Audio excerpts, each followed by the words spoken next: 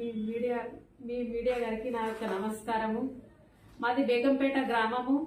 బేగంపేట గ్రామానికి చెందిన దాసరి శివకుమార్ అనే వ్యక్తి ఆ గ్రామంలో నేను ఒక మహిళను నన్ను అన్ని రకాలుగా లోబర్చుకొని నన్ను మోసం చేసి అన్ని రకాలుగా డబ్బు నాకు మాయమాటలు చెప్పి నా దగ్గర ఉన్న బంగారం కానీ డబ్బు కానీ లోబర్చుకొని అన్ని రకాలుగా నేను అడగబోతే ఇంట్లో ఉన్న దాసరి శివకుమారు వాళ్ళ తమ్ముడైన శ్రీనివాసు వాళ్ళ చెల్లె బంగారపు సంధ్య వాళ్ళ అమ్మాయిన దాసరి సత్తమ్మ అందరూ అక్రమంగా పట్టపగలు నా ఇంట్లోకి ప్రవేశించి నన్ను చంపడానికి నా ఎంబడి పడి నన్ను అన్ని రకాలుగా చంపుతాం, ఏం చేస్తావు, నిన్ను చంపినా కూడా ఎవరేం చేయలేరు, బంగారం డబ్బులు తీసుకున్నావని అందరికీ చెప్తా ఉన్నావు. గవర్నమెంటే ఉంది, నా గవర్నమెంట్ నాకు శ్రీధర్ బాబు ఆశీస్సులే నాకు ఉన్నాయి, శ్రీనిబాబు ఆశీస్సులే నాకు ఉన్నాయి, వాళ్ళ అండదండలు ఉన్నాయి. నిన్ను చంపినా కూడా ఎవరు ఏమి చేయలేరు, నేను నిన్ను చంపి అట్లా పోయి ఇట్లా వస్తా అని చెప్పేసి వాళ్ళు ఆ రకంగా నన్ను ఇంట్లోకి వచ్చి నా ఎంబడి పడి మేము చౌరస్తాలో పొద్దున 10 గంటల సమయంలో సీసీ కెమెరాలో కూడా పడడం జరిగింది. వందల మంది చూడడం జరిగింది. నేను ఆ రోజున పరిగెత్తి అక్కడ దొరికితే నన్ను చంపే పరిస్థితి. నేను అక్కడ నుండి అమ్మ వాళ్ళ ఇంటికి వచ్చి లేటుగా ఎట్లా అయిందని చెప్పేసి ఇంట్లో చర్చించుకొని ఫిర్యాదు చేయడం జరిగింది. ఆ తర్వాత నేను సిపి ఆఫీస్ కి గోదావరిఖనికి వెళ్ళడం జరిగింది. అక్కడికి వెళ్ళినాక కూడా నాకు సారు కలవకపోవడంతో అక్కడ కలిసి మళ్ళీ తర్వాత వెళ్ళి కలిసి సార్తో మాట్లాడి నేను అక్కడి నుండి మళ్ళీ డీసీపీ మేడం దగ్గరికి వెళ్ళడం జరిగింది పెద్దపల్లికి. అక్కడ నుండి సిఐ దగ్గరికి రావడం జరిగింది. అక్కడ నుండి ఎస్ఐ గారి దగ్గరికి రామగిరి పోలీస్ స్టేషన్ కి రావడం జరిగింది. నాకు ఎక్కడికి వెళ్ళినా కూడా అందరితో చర్చించుకున్న రామగిరి పిఎస్ లో నేను ఆల్రెడీ కేసు ఫిర్యాదు చేయడం జరిగింది. ఆ పిఎస్ కు వెళ్ళిన తర్వాత కూడా నేను దానికంటే ముందే నన్ను చంపడానికి వచ్చినప్పుడు ఒక కాంగ్రెస్ కార్యకర్త దగ్గరికి నేను వెళ్ళినాను.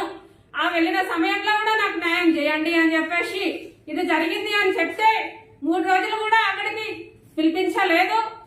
అతను కాంగ్రెస్ కావలసిన కార్యకర్తే అక్కడికి రమ్మని పిలిపిస్తే వస్తా అని అక్కడికి రాలేక ఆ కార్యకర్తే 2 రోజుల దాకా ఇంట్లో దాచుకొని మళ్ళా నా పైన స్టేషన్ లో కేసు ఫిర్యాదు కావద్దు, కేసు చేయొద్దు, కేసు నమోదు కావద్దు అని చెప్పేసి 3 రోజులు అక్కడ 4 రోజులు లేట్ చేయడం జరిగింది. ఆ జరిగిన తర్వాత కూడా నేను ఎన్ని ఇబ్బందులు అంటే నేను ప్రాణభయంతో సీరియస్ గా ఉన్నా కూడా కేసు అంత తొందరగా వాళ్ళు చేయలేకపోయిర్రు. ఆ రకంగా నన్ను ఒత్తిడి చేసినా కూడా ఆ ప్రాణభయంతో నేను ఇప్పటి వరకు 4 రోజుల నుండి నేను తిండి తిప్పలు లేకుండా, కంటికి నిద్ర లేదు, కడుపుకు తిండి లేదు. ఈ రకంగా కూడా నేను ఎవరి దగ్గరికి వెళ్ళి అదే కాంగ్రెస్ కార్యకర్తల దగ్గర, అదే బేగంపేట విలేజ్ లో, అలాగే రాయమల్లు వంతల రమేష్ ఇంటికి పంపించి రజు పడాలి, కేసు పెడితే ఏమైతుంది, ఎన్ని చేసినా కూడా ఏం కాదు, వాడు తిరిగి వస్తాడు, ఏమైతుంది ఏం కాదని చెప్పేసి ఆ రకంగా ఇంకా కొందరు కాంగ్రెస్ కార్యకర్తలు కూడా నేను పోయి చెప్పుకుంటే కూడా ఏ రకంగా కూడా వాళ్ళు నన్ను పట్టించుకోలేదు, ఇప్పటి వరకు దృష్టికి తీసుకోలేదు. వాళ్ళు కూడా ఖచ్చితంగా నాకు న్యాయం చేయండి అని చెప్పేసి నేను మరికొందరిని కూడా కలవడం జరిగింది. ఎవరెవరిని కలిసిందో, ఎవరితోటైతే మాట్లాడిందో ప్రతి ఒక్కరి వాయిస్ నా దగ్గర ఉంది. అది కూడా నాకు న్యాయం జరిగిన సమయంలో ప్రతి ఒక్కరి వాయిస్ కూడా నేను బయట పెడతా. ప్రతి ఒక్కరి రాజకీయ నాయకులను కూడా ఎంత పెద్ద వాళ్ళనైనా నేను కలిసినా మాట్లాడినా నాకు న్యాయం జరగాలని చెప్పేసి నేను కోరిన, నాకు ఇప్పటి వరకు కూడా నాకు ఎలాంటి న్యాయం జరగలేదు. నేను ఇప్పుడున్న మంత్రి సారు నేను కలవాలని చెప్పేసి నేను హైదరాబాద్కి వెళ్ళి కలవడం కూడా జరిగింది. సార్ నాకు న్యాయం చేయండి, నాకంటే ఒక పని కల్పించాలని చెప్పేసి నేను కోరినాను. 1000% ఖచ్చితంగా నీకు నేను పని కల్పిస్తా అని చెప్పేసి వేడుకున్నాడు. ఖచ్చితంగా పెట్టిస్తాము అని చెప్పేసి అన్నాడు. తను గెలవక ముందు నుంచి కూడా నేను ఫోన్ కాంటాక్ట్ లో సార్తో మాట్లాడటం జరిగింది. ఇది కూడా జరిగిన విషయం నేను అంతకు ముందే చెప్పినాను. ఈ రకంగా జరుగుతుంది, చేసి అడగకపోతే నన్ను బెదిరిస్తా ఉన్నారని. అమ్మ అడుగుతా అని చెప్పేసి అన్నాడు. ఆ రకంగా ఇట్లా వచ్చినాక కూడా ఈ సమయంలో ఇంత దూరం వచ్చినాక కూడా ఇప్పటి వరకు కూడా ఎవరు ఎలాంటి చర్య తీసుకోలేదు.